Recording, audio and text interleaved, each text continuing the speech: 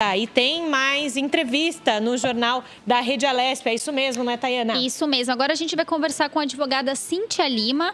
Ela vai falar um pouquinho pra gente de como fica a medida provisória 927, né, no pós-pandemia do coronavírus.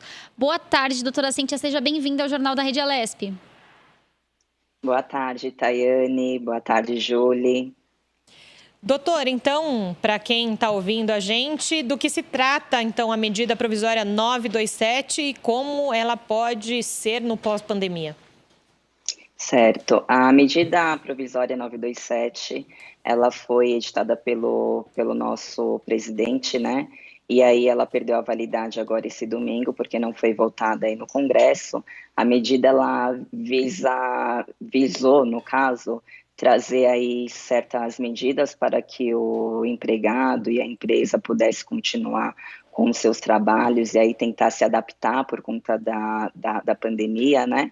E aí essa medida trazia que os empregados e as empresas poderiam ali acordarem sobre as férias, sobre o teletrabalho, sobre os feriados, sobre bancos de horas, e aí acabou perdendo a validade agora esse domingo.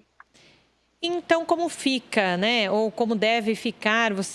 A comunidade jurídica já tem uma ideia de como será isso? Como será essa relação de trabalho a partir de agora, então, que perdeu essa medida provisória a validade? Perdeu a validade. Agora o que rege é a CLT, né? São as leis normais que, infelizmente, a meu ver, acaba nos prejudicando, porque a economia ainda não voltou, muitas empresas estão ainda, não estão faturando como antes, e aí ficam muito prejudicadas e pode acabar até aí tendo um desemprego em massa. Só lembrando sobre a medida provisória, né? Ela autorizava que a empresa desse férias para um funcionário sem avisar 30 dias antes, né, podendo ali pagar as férias no quinto dia útil, ainda um terço só no final do ano.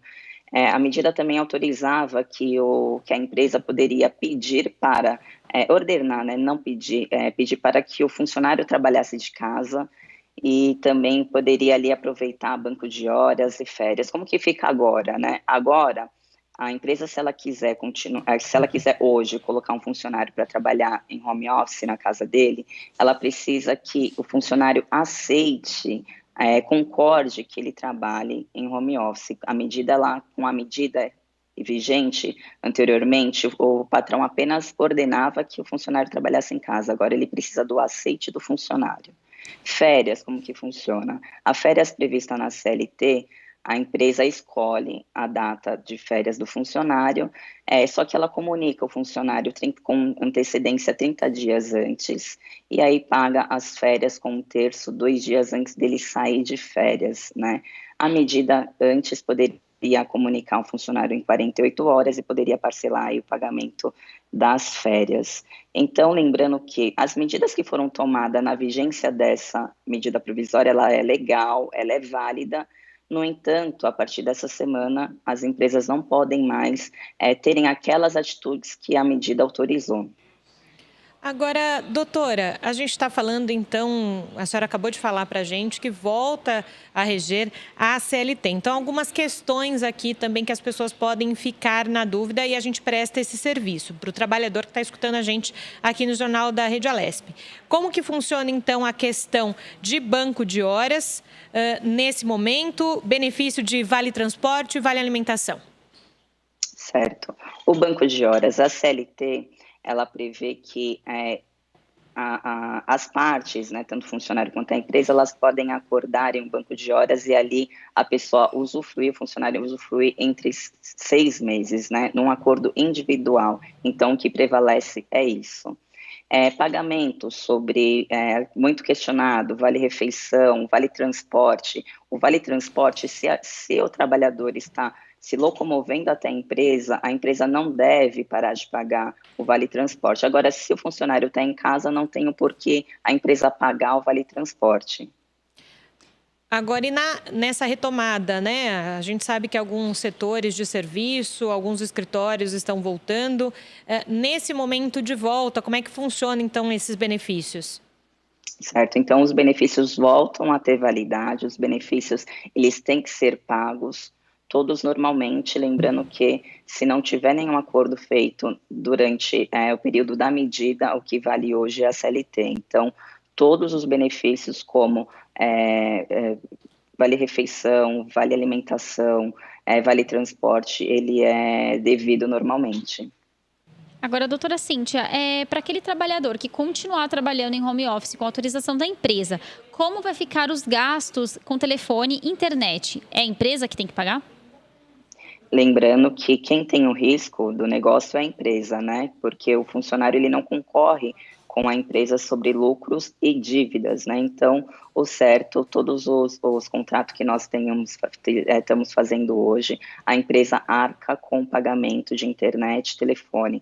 E tem até assim, a empresa também empresta o computador, notebook, às vezes no caso a gente faz um contratinho de comodato, que seja um empréstimo depois do término do contrato de trabalho, esse aparelho será devolvido para a empresa, e o custo totalmente da empresa.